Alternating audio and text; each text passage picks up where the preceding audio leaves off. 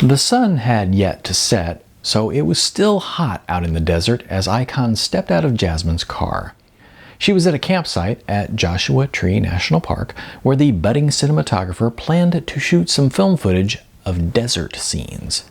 The campsite was surrounded by giant boulders which radiated the heat which the stone had been absorbing all day in the sun.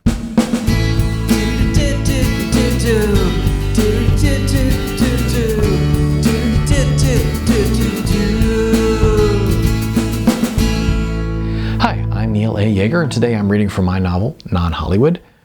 We're getting close to the end here. If you've come with me this far, but haven't yet subscribed to my YouTube channel, please do so.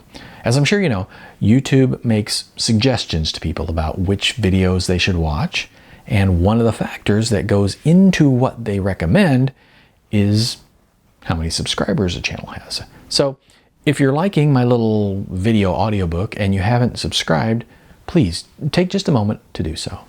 Thanks. This is chapter 51, Filming the Desert Scene. Jasmine turned off the music. Icahn had found that a group called Casual Rebels had done a rock cover of the Dolphin Mantra song, My Ocean, My Sea. And so, Icahn and Jasmine had been jamming to Casual Rebels for most of the trip. Then, Jasmine killed the ignition of the car and opened the door. Jasmine said, "Wow, it's hot here. We're only a few hours from LA. Why is it so hot?" Icahn shrugged. No ocean, maybe? I don't know if I'll be able to sleep if it's this hot. Well, Jazz, it is a desert, so it's hot in the day, but it really cools off at night. Well, I hope so, said Jasmine, as she stretched out from the long drive. Or I just might collapse. You're gonna have to call my mom and tell her I melted to this rock.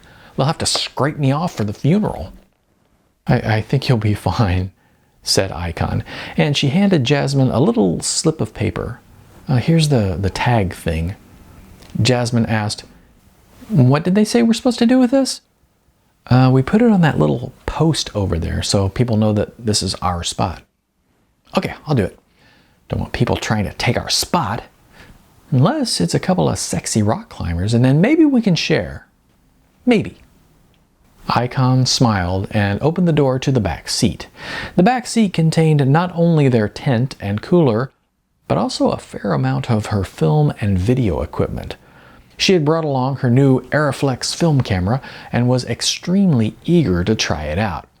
But she had also brought along her digital equipment. She'd never done a shoot like this, a time-lapse of the night sky. So she was eager to shoot in both analog and digital formats so as to see what she would come up with for each. The landscape at Joshua Tree was perfect for this type of shoot, as many photographers, cinematographers, and videographers before her had already discovered. Their drive from the park entrance to the campsite had offered fantastic views of sweeping desert, punctuated by the unique sprouting forms of the Joshua trees after which the park was named.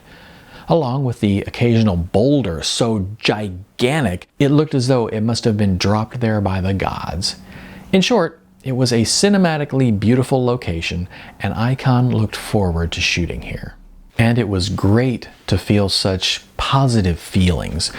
She hadn't felt many positive feelings since telling her father about the purchase of the film equipment. As expected, her father's wife had checked up on Icahn's account, and as expected, once he had been told about the gigantic withdrawal, and once Icahn had explained to him what said withdrawal was used to purchase, he had, as Icahn's mother had put it, freaked out.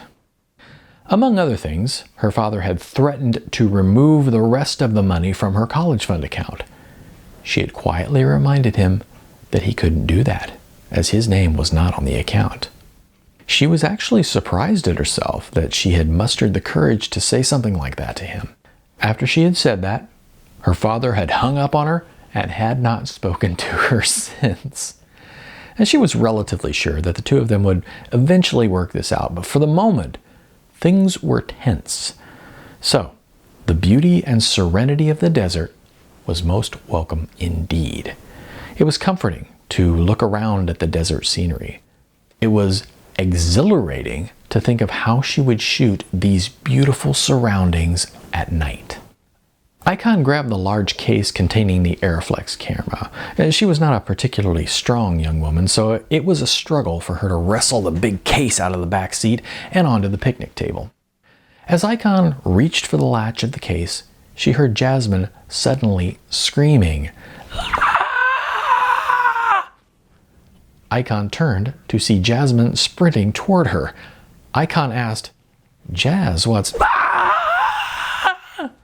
"Jasmine, what the hell?" Jasmine bounded past Icon, leapt into the front seat of the car, and slammed the door closed behind her, all the while screaming hysterically.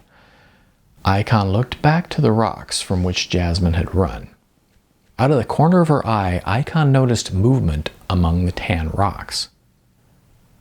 "Jazz, is that a snake? A snake! It's a goddamn rattlesnake!" Icon craned her neck to see if she could see anything near the rocks. She couldn't be sure, but it did seem to her that there was something moving away through the rocks and sand. She took a few steps in the direction of the rocks. She had lived her whole life in the city and had never actually seen a rattlesnake before. She was cautious, but curious. Jasmine, on the other hand, was still panicked and searching through her purse for her keys. She called out, "We're leaving, not staying here, we are leaving." Icon spun back around as Jasmine started up the car and revved the engine. "Jazz," she said, it's just a snake, it'll be fine." "Just a snake," screeched Jasmine. "There is no such thing as just a snake. And unless you want to walk home, you should get in this car, I mean it." Icon knew Jasmine well enough to know that she was serious. Icon put the Arriflex back into the back seat, and the two drove away from the campsite.